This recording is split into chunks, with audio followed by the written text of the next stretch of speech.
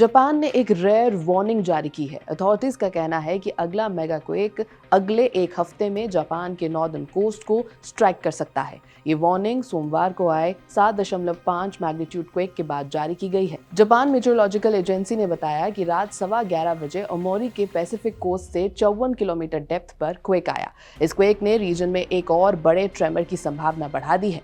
Japan का ये unprecedented mega quake advisory ये बताता है कि नॉर्दर्न पैसिफिक कोस्ट पर मैग्नीट्यूड 8 या उससे बड़े क्वेक का रिस्क टेम्पररीली बढ़ गया है, लेकिन एब्सोल्यूट प्रोबेबिलिटी अभी भी लो है। सोमवार का क्वेक 7.5 मैग्नीट्यूड का था। इसने ओमोरी नॉर्दर्न होन्शु के पैसिफिक कोस्ट के पास स्ट्राइक किया। डेप्थ तकरीबन 54 किलोमीटर थी और 60 से 70 सेंटीमीटर के छोटे छोटे सुनामीज आए।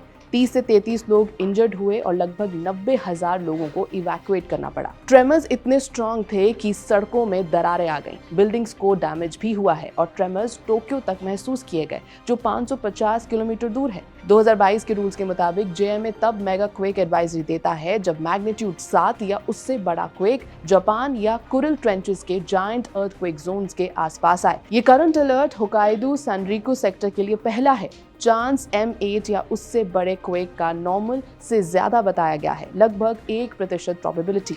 जापान एक मेजर सबडक्शन जोन पर बैठा है। पैसिफिक प्लेट नॉर्थ अमेरिकन और ओखोस्क प्लेट्स के नीचे डाइव करती है। यहीं जायंट स्ट्रेन स्टोर होता है। कभी कभी ये स्ट्रेन मेगा थ्रस्ट क्वेक्स में रिलीज हो जाता है। 2011 में इसी जोन में मैग्नीट्यूड 9 क्वेक आया था। इसने डेवास्टेटिंग सुनामी क्रिएट की थी जिसमें 20,000 से ज्यादा लोग मारे गए थे। फुकुशिमा दाइची प्लांट कोलैप्स हो गया था। इंडिया को चिंतित होना चाहिए या नहीं? अगर नॉर्दर्न जापान में मेगा क्वेक आता है तो उसका असर मुख्य रूप से पैसिफिक रीजन पर होगा।